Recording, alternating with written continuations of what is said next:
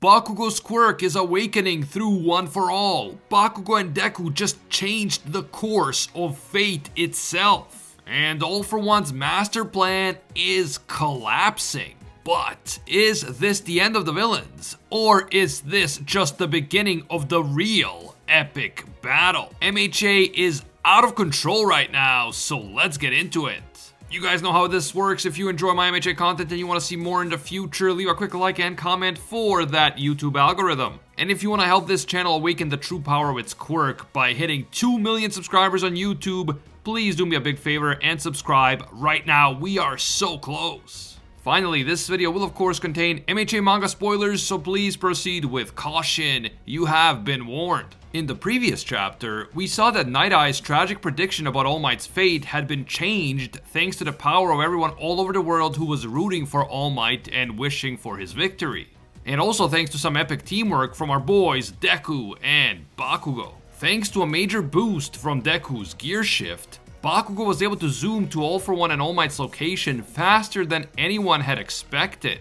And so he was able to surprise All for One and rescue the injured All Might by literally blowing up All for One's arms. He then grabbed All Might and sped away. As All Might's vestige inside of One for All returned to normal, confirming that his cruel fate had been successfully changed, Bakugo declared, "Time to win this," and the chapter came to an end. The latest chapter begins with All Might speaking with a vision of Sir Night Eye, or I guess his soul maybe? And Night Eye confirms that yes, this was the moment that All Might was supposed to die a gruesome death at the hands of a villain. This was the moment that Night Eye foresaw with his quirk, but in the end, things did not turn out the way that Night Eye predicted. Fate itself was changed thanks to the wishes of everyone who wanted All Might to live, and thanks to the brave actions of his students. Then Horikoshi throws in a bit of a jab at us, the readers, because All Might asks Night Eye, what about the trope of the mentor dying and passing on his legacy to the next generation? That is certainly a common occurrence in shonen, and many of us expected that something similar would happen to All Might before the MHA manga came to an end. However, Night Eye pokes fun at this idea by saying, "Save that for the comic books, Toshinori Yagi." Which is a pretty meta statement since MHA literally is a Japanese comic book. All Might believes that this vision of Night Eye is just a hallucination, and he doesn't know why a hallucination that his own mind created would be saying something like this. But Night Eye signs off by saying, "Heroes are human too. You won't die so easily." Then we jump back to the battlefield and we are literally picking up at the same exact moment that the last chapter left off.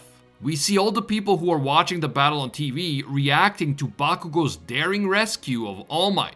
Even Natsu from Fairy Tail is there, and he recognizes that the person who rescued All Might is the same student who had been taken hostage by the League of Villains leading up to the famous Battle of Kamino. Some of the viewers are trying to remember his name, but then we see Mahoro and Katsuma from the second MHA movie immediately recognizing that it is in fact Bakugo. It's interesting that Horikoshi is showing us characters from the second movie just when so many of us are speculating that the conclusion of the second movie might repeat itself in this battle, and that Deku might end up sharing the power of One for All with Bakugo and maybe even with other people, kind of like he did in the climax of the second movie.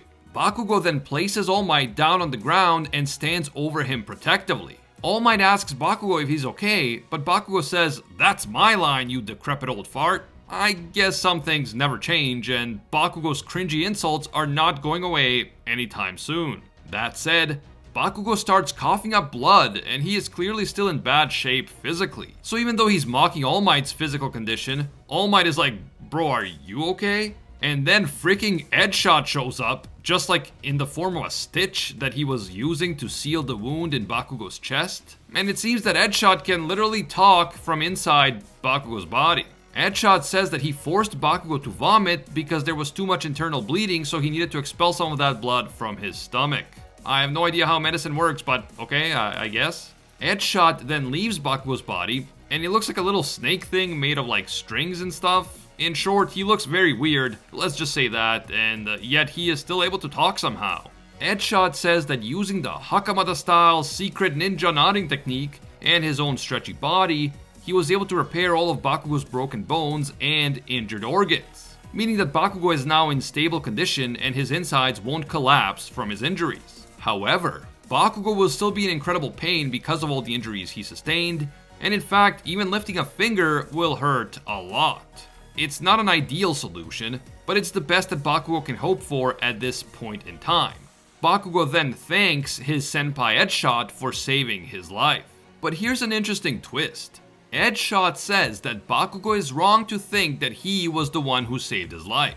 Edgeshot just managed to bound everything together physically, but no matter how hard he tried to jumpstart Bakugo's heart and lungs, he was simply unable to wake him up. Edgeshot was at his limit. Using this technique eats away at his own life, so he was quickly running out of time, and yet nothing he could do could wake Bakugo up.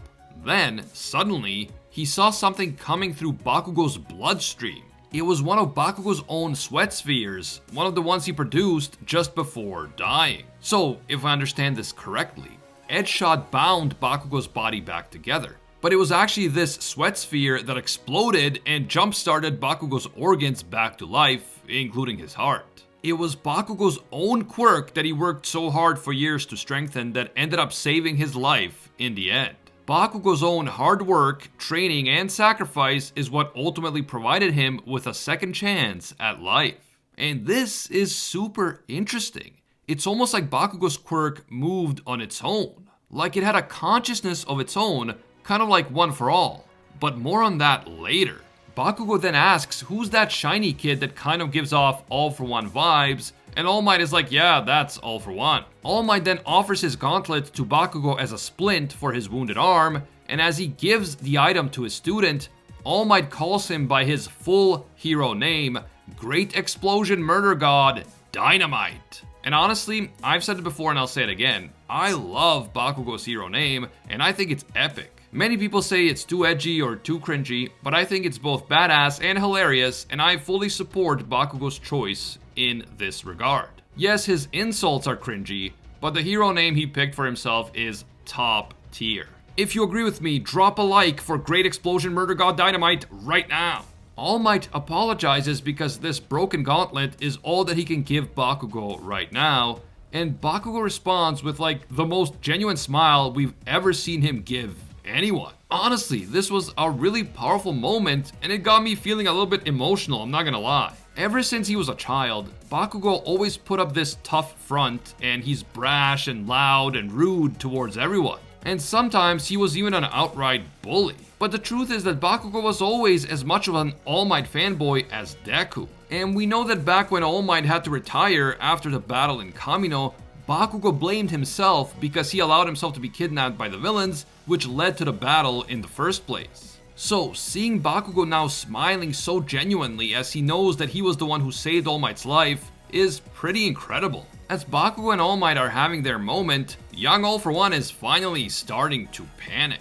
He realizes that he is running out of time and that he needs to reach Shigaraki and force the copy of All for One that he possesses into Shigaraki's body. He reminds us that having 2 copies of the All for One quirk inside of Shigaraki's body is the only thing that can overcome Shigaraki's strong will and ensure that All for One's personality will take over the body. And yet, even as he knows what his priorities should be and that he is running out of time, All for One is consumed with rage because everything seems to be going wrong. His master plan, which he spent so long preparing and putting into motion, is failing because in so many instances, the heroes have defied expectations. They fought harder than expected, they sacrificed more than expected, and they even changed fate itself because they refused to give up.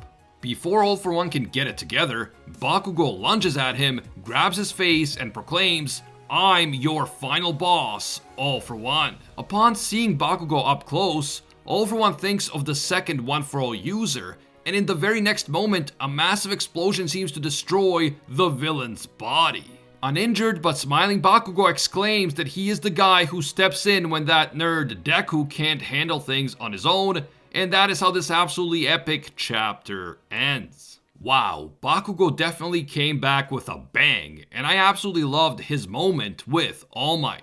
Probably the most interesting thing about the whole chapter was the fact that even after Bakugo died, his quirk seemed to move on its own, and the sweat sphere that he left behind was able to jumpstart his heart and other organs after Edgeshot managed to repair them. Now, we already know that One for All can act on its own thanks to the vestiges, And sometimes they can even help Deku when he is in trouble, like during his battle against Shinso. So, did Bakugo's quirk gain that same ability because he briefly inherited the ability to use One for All during the second movie? And then maybe some part of One for All mixed with Bakugo's own quirk at that time?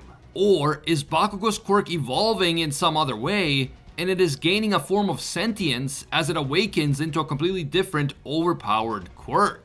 Let me know what you guys think. Did Bakugo's quirk just evolve and become sentient? Did it somehow fuse with One for All during the events of the second movie, but the side effects of that fusion are only being revealed now?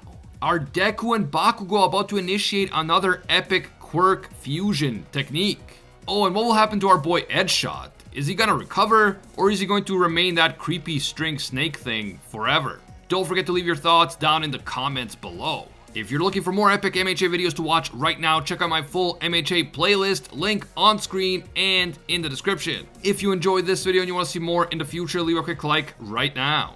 And if you want to help this channel awaken the true power of its quirk by hitting 2 million subscribers, do me a huge favor and subscribe right now. We are so close.